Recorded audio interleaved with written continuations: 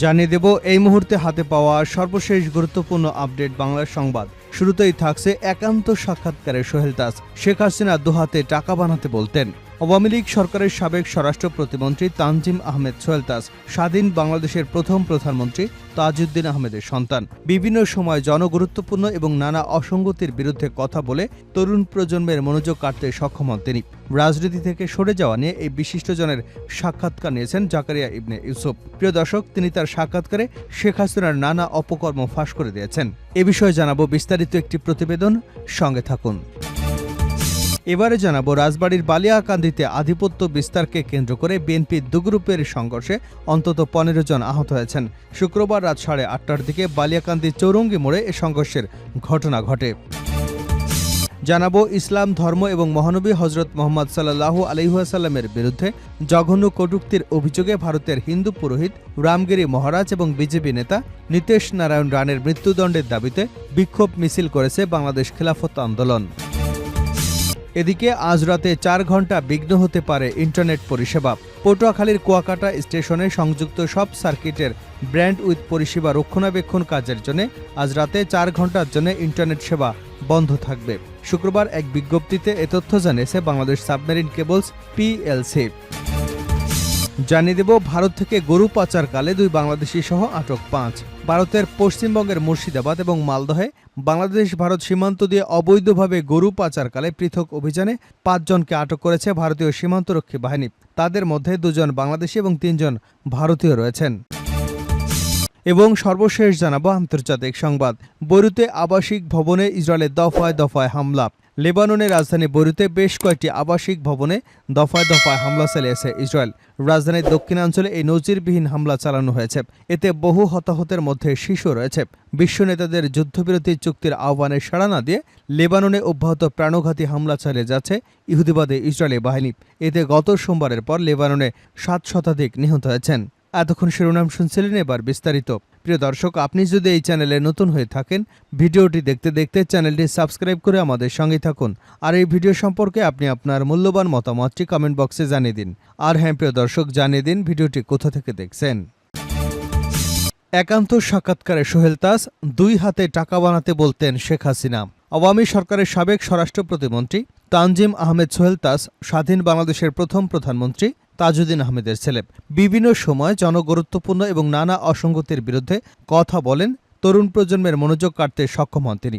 রাজনীতি থেকে সরে যাওয়া এই বিশিষ্টজনের সাক্ষাৎকার নিয়েছে জাকারিয়া ইবনে ইউসুফ। প্রিয় দর্শক, জাকারিয়া ইবনে ইউসুফের নেওয়া এই সাক্ষাৎকারটি আপনাদের সামনে উপস্থাপন করছি। প্রথমেই তাকে প্রশ্ন করা হয়, 2009 সালে আপনি ব্যক্তিগত কারণ দেখে মন্ত্রিসভা থেকে পদত্যাগ করেছিলেন।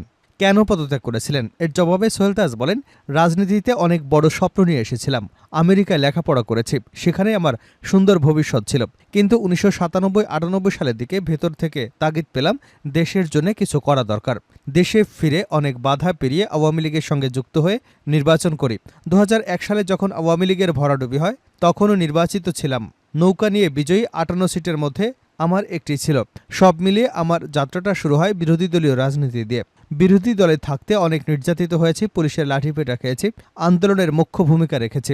1/11-র পর 2009 সালে নির্বাচনে আওয়ামী লীগ নির্বাচনী ইশতেহার ছিল দিন বদলের সনদ। 1971 সালে যে লক্ষ্য সামনে রেখে লাখো শহীদের রক্তের বিনিময়ে স্বাধীনতা অর্জন করেছিলাম, সেই লক্ষ্য বাস্তবায়নের রূপরেখা ছিল এই ইশতেহারে, যা আমাকে ভীষণ অনুপ্রাণিত করে।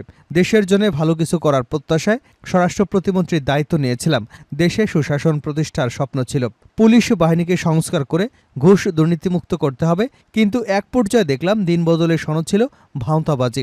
স্বরাষ্ট্র মন্ত্রণালয়ে দেখলাম অদৃশ্য কিছু শক্তি এসে ম্যানিপুলেশন করবার চেষ্টা করছে। মিটিংয়ে বলেছিলাম আজ থেকে সব বদলি বাণিজ্য বন্ধ। পুলিশ সংস্কারের উদ্যোগ নিয়েছিলাম, কিন্তু আমার পথে নানা বাধা সৃষ্টি করা হয়। শেখ হাসিনাকে শ্রদ্ধা করতাম, যদিও অনেকে আমাকে বলেছেন হাসিনা কখনো তাজউদ্দিন আহমেদের ছেলেকে ভালো চোখে দেখবেন না।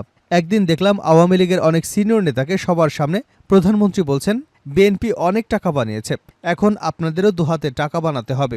এটা শোনার পর তার প্রতি আর বিন্দুমাত্র রেসপেক্ট থাকেনি আমার। আরও অনেক বিষয় মিলিয়ে আমি পদত্যাগের সিদ্ধান্ত নিয়েছিলাম। আরেকটা বিষয় হচ্ছে, আমি যখন কাজ করতে চাচ্ছিলাম তখন দেখলাম আমার কোনো নির্দেশনা কেউ ফলো করছে না। পরে জানতে পেরেছি আমার অধীন সব কর্মকর্তাকে পরিষ্কারভাবে জানিয়ে দেওয়া হয়েছে স্বরাষ্ট্র প্রতিমন্ত্রীর কোনো নির্দেশনা মানা যাবে না। এই অবস্থায় পদত্যাগ ছাড়া অন্য কোনো পথ আমি দেখিনি। বিডিআর হত্যাকাণ্ডের সময় প্রধানমন্ত্রী শেখ হাসিনা আপনাকে ধমক দিয়েছিলেন, এমন কথা শোনা যায়। এর উত্তরে সোহেল তাজ বলেন, বিডিআর হত্যাকাণ্ডের সময় মেয়ের জন্মদিন উদযাপনে আমি আমেরিকায় ছিলাম। 18 ফেব্রুয়ারি আমেরিকায় চলে যাই। 25 ফেব্রুয়ারি বিডিআর হত্যাকাণ্ডকে একটি আত্মীয়ের মারফত জানতে পারি। পিলখানায় গোলাগুলি হচ্ছে, সঙ্গে সঙ্গে ফোন করেছিলাম তৎকালীন আইজি নূর মোহাম্মদকে। পরিস্থিতি শুনে রেস্কিউ ফোর্স পাঠাতে বলেছিলাম। পুলিশ, র্যাব সহ সব ফোর্সকে গ্যাদার করবার অনুরোধ করেছিলাম। আইজি বলেন, এরকম কোনো নির্দেশনা পাইনি, এখানে মন্ত্রী মহোদয় আছেন। তার মানে আমি প্রতিমন্ত্রী, ওখানে মন্ত্রী আছেন। আমি বুঝলাম আইজি আমার কনস্ট্রাকশন ফলো করতে পারছেন না। ফোন করলাম মন্ত্রী মহোদয়কে। উনি বলেন, বিষয়টা প্রধানমন্ত্রী দেখছেন। তাৎক্ষণিকভাবে আমি প্রধানমন্ত্রীকে ফোন করে একই কথা বললাম। তিনি আমাকে ধমক দিয়ে বলেন, আমেরিকায় বসে এত বোঝার দরকার নেই, আমি দেখছি। আমাকে ঘিরে বিডিআর ইস্যুতে একটা অপপ্রচার চলে। আমি নাকি হত্যাকারীদের পালানোর ব্যবস্থা করে দিয়েছি। প্রশ্ন করতে চাই, কিভাবে করলাম সেটা? হত্যাকারীরা কি আমার জন্য অপেক্ষা করছিল? আমি তো দেশে এসেছি 10 মার্চ। ঘটনার অনুসন্ধানে 2টি তদন্ত কমিটি হয়। বিডিআর ছিল স্বরাষ্ট্র মন্ত্রণালয়ের অধীন, কিন্তু আমাদের হাত থেকে সবকিছু সরিয়ে নিয়ে কোঅর্ডিনেটিং ফরম্যাট করে দেওয়া হলো। কোঅর্ডিনেটরের দায়িত্ব দেওয়া হলো তখনকার বাণিজ্যমন্ত্রী কর্নেল ফারুক খানকে। তারাই সমস্ত কিছু তদন্তের দায়িত্ব নিলেন। আমাদের কোনো কিছুতে ইনভলভ রাখা হয়নি। এটাও আমার কাছে খটকা লেগেছে। প্রতিবেদক আবারও প্রশ্ন করেন, পদত্যাগ করার পর তৎকালীন প্রধানমন্ত্রী শেখ হাসিনা আপনাকে ফোনে গান শুনিয়ে ভয়ভীতি দেখিয়েছিলেন। আসলে ঘটনা কি হয়েছিল? সোহেল তাজ বলেন, আমি 31 মে প্রধানমন্ত্রীর হাতে পদত্যাগপত্র জমা দিয়েছিলাম। সংবিধানের 57 ধারা অনুযায়ী একজন মন্ত্রী যখন পদত্যাগপত্র প্রধানমন্ত্রীর কাছে হস্তান্তর করবেন, তখনই পদত্যাগ চূড়ান্ত হয়ে যায়। উনি পদত্যাগপত্র নিতে চাইলেন না। আমেরিকায় গিয়ে সেখান থেকেই তাকে ফোনে বললাম, আমার পদত্যাগপত্র গ্রহণ এবং কার্যকর করুন। তখন আমাকে নানা অফার করা হয়েছে। দলীয় পদপদবি দিতে চাইলেন, রাজি হয়নি। এক পর্যায়ে ফোনেই উনি গান গাওয়া শুরু করলেন। আমি হতবাক হয়ে যাই। গানটা ছিল এমন, আমি কাউকে ছাড়ি না, আমি তোমাকে ছাড়ব না। এই গান তিনি মোট 2 মিনিট করে রিপিট করলেন। বুঝে উঠতে পারছিলাম না দেশের প্রধানমন্ত্রী ফোনে গান গাইছেন, আবার গানের সুর এরকম, আমি তোমাকে ছাড়ব না, আমি কাউকে ছাড়ি না। কি ভয়ঙ্কর অবস্থা! তখন সুরঞ্জিত সেন গুপ্ত সাহেবের একটা ডায়লগ মনে পড়ে গেল, বাঘে ধরলে ছাড়ে, শেখ হাসিনা যারে ধরে তার ছাড়ে না। শেখ হাসিনার এই থ্রেট আমি কিভাবে গ্রহণ করব তা বুঝে উঠতে পারছিলাম না। এটা ভয়াবহ একটা ব্যাপার ছিল। এরপর কার্যত 2-3 বছর আর আমি দেশে ফিরিনি। পরবর্তী সময়ে আমি বাধ্য হলাম সংসদ সদস্য পদ থেকে পদত্যাগ করতে। সব মিলে 2012 সাল পর্যন্ত আমি সংসদ সদস্য ছিলাম। তখন আমি যেটা দেখেছি, দলকে পরিচালনা করেছে ডিজিএফআই। দলের এমপি মন্ত্রীদের রিপোর্ট করতে হতো ডিজিএফআইয়ের হাতে। এটা আমাকে হতাশ করেছিল। একটা গণতান্ত্রিক দল, যে দল মুক্তিযুদ্ধে নেতৃত্ব দিল, সেই দল পরিচালিত হচ্ছে গোয়েন্দা সংস্থা দ্বারা। এ দলে তো আর কিছুই রইল না। তাহলে প্রশ্ন করা হয়, আপনি দীর্ঘদিন ধরে রাজনীতি থেকে দূরে, আওয়ামী লীগের রাজনীতি থেকে কেন সরলেন? জবাবে তিনি বলেন, আওয়ামী লীগের রাজনীতি থেকে মূলত সরে গেছি কারণ আমি যে আওয়ামী লীগকে জানতাম, চিনতাম, যে আওয়ামী লীগের সম্পর্কে আমি ইতিহাস পড়েছি, সেই আওয়ামী লীগ এবং বর্তমানের আওয়ামী লীগের আকাশ পাতাল পার্থক্য। দেশের আপামর জনতাকে সঙ্গে নিয়ে আওয়ামী লীগের স্বাধীনতা সংগ্রামে নেতৃত্ব দিয়েছিল। মুক্তিযুদ্ধের চেতনা কি ছিল? আজ যে ছাত্র জনতার আন্দোলন করেছে, এটাই তো মুক্তিযুদ্ধের চেতনা।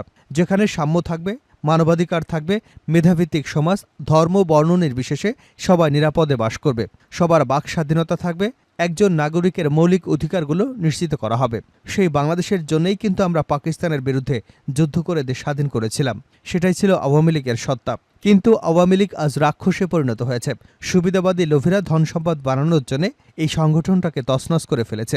এই যে হত্যা, গুম, খুন, অপরাজনীতি, এই সংস্কৃতিকে একটা আতঙ্কে পরিণত করা হয়েছিল। মানুষ গুম হয়ে যায়, মানুষ নাই হয়ে যায়। আমার নিজের ভাগিনাকে 11 দিন আয়নাঘরে আটকে রেখেছিল। তখন আয়নাঘর নামটা আমরা জানতাম না। ব্যক্তিগত ঘটনায় একটা প্রভাবশালী পরিবারের সদস্যদের মাধ্যমে প্রভাব খাটিয়ে রাষ্ট্রীয় যন্ত্র ব্যবহার করে আমার ভাগিনাকে অপহরণ করা হয়েছিল। এটা চিন্তা করা যায়? রাষ্ট্রীয় সংস্থাগুলোকে ব্যবহার করা হয়েছে ব্যক্তিগত কাজে। আর এই বাংলাদেশ আমরা কোনোদিন চাইনি। রাজবাড়ীতে বিএনপির 2 গ্রুপের সংঘর্ষে আহত 15। রাজবাড়ীর বালিয়াকান্দিতে আধিপত্য বিস্তারকে কেন্দ্র করে বিএনপির 2 গ্রুপের সংঘর্ষে অন্তত 15 জন আহত হয়েছেন। শুক্রবার রাত 8:30টার দিকে বালিয়াকান্দি চৌরঙ্গি মোড়ে এই সংঘর্ষের ঘটনা ঘটে। প্রত্যক্ষদর্শীরা জানান, বালিয়াকান্দি উপজেলা বিএনপির সাধারণ সম্পাদক গোলাম সারোয়ার ভূঁইয়াকে সাবেক সাধারণ সম্পাদক খন্দকার মশিউল আজম চুন্নুর ছেলেসহ তার লোকজন লাঞ্ছিত করে। বিষয়টি জানাজানি হলে উভয় পক্ষে লোকজনের মধ্যে উত্তেজনা সৃষ্টি হয়। পরে রাত 8:30টার দিকে বালিয়াকান্দি শহরের চৌরঙ্গি মোড়ে দু গ্রুপের সংঘর্ষ জড়িয়ে পড়ে। পরে পুলিশ এসে পরিস্থিতি নিয়ন্ত্রণে আনে। বালিয়াকান্দি উপজেলা বিএনপির সভাপতি গোলাম শওকত সিরাজের মুঠোফোনে যোগাযোগ করা হলে তিনি ব্যস্ত আছেন বলেন এবং পরে কথা বলবেন বলে জানান। বালিয়াকান্দি থানার ওসি জামাল উদ্দিন বিষয়টি নিশ্চিত করে বলেন, বিএনপির দু গ্রুপের সংঘর্ষের ঘটনা ঘটেছে। খবর পেয়ে পুলিশ ঘটনাস্থলে দ্রুত গিয়ে পরিস্থিতি নিয়ন্ত্রণে এনেছে। মহানবী হজরত মোহাম্মদ সাল্লাল্লাহু আলাইহি ওয়াসাল্লামকে নিয়ে কটূক্তির প্রতিবাদে ঢাকায় খিলাফত আন্দোলনের বিক্ষোভ। ইসলাম ধর্ম এবং মহানবী হজরত মোহাম্মদ সাল্লাল্লাহু আলাইহি ওয়াসাল্লামের বিরুদ্ধে জঘন্য কটূক্তির অভিযোগে ভারতের হিন্দু পুরোহিত রামগিরি মহারাজ এবং বিজেপি নেতা নীতেশ নারায়ণ রানের মৃত্যুদণ্ডের দাবিতে বিক্ষোভ মিছিল করেছে বাংলাদেশ খিলাফত আন্দোলন।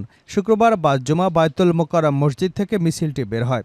এটি জাতীয় প্রেস ক্লাব হয়ে বায়তুল মোকাররমের উত্তর পাশে ফটো জার্নালিস্টের সামনে এক সংক্ষিপ্ত সমাবেশে মিলিত হয়। বাংলাদেশ খিলাফত আন্দোলনের মহাসচিব মাওলানা হাবিবুল্লাহ মিয়াজির সভাপতিত্বে সমাবেশে অন্যান্যদের মধ্যে বক্তব্য দেন খিলাফত আন্দোলনের নায়েবে আমির মাওলানা মুজিবুর রহমান হামিদি, সাংগঠনিক সম্পাদক মুফতি সুলতান মহিউদ্দিন সহ আরও অনেকে। মাওলানা হাবিবুল্লাহ আরও বলেন, রামগিরির পক্ষে একের পর এক মুসলিম বিদ্বেষী বক্তব্য দিয়ে মহারাষ্ট্রের বিজেপি হিন্দুত্ববাদী সংসদ নীতেশ রানে মুসলমানদের ক্ষোভকে আরও বহুগুণে বৃদ্ধি করেছে। মুসলমানদের মসজিদে ঢুকে পেটানোর হুমকি দিয়েছে নীতেশ। রাজ্য সরকার তাদের গ্রেপ্তার না করায় মার্চ টু মুম্বাই কর্মসূচিতে লাখো মুসলমান স্মরণকালের বিক্ষোভ প্রদর্শন করেছে। দিল্লির জামে মসজিদে মুসল্লিসহ ভারত জুড়ে চলছে বিক্ষোভ। বিশ্বনবীর অবমাননা সহ্য করা হবে না। বিশ্বনবীর দুশমনদের দৃষ্টান্তমূলক শাস্তি দিতে হবে, অন্যথায় ভারতকে বয়কটের ডাক দেওয়া হবে।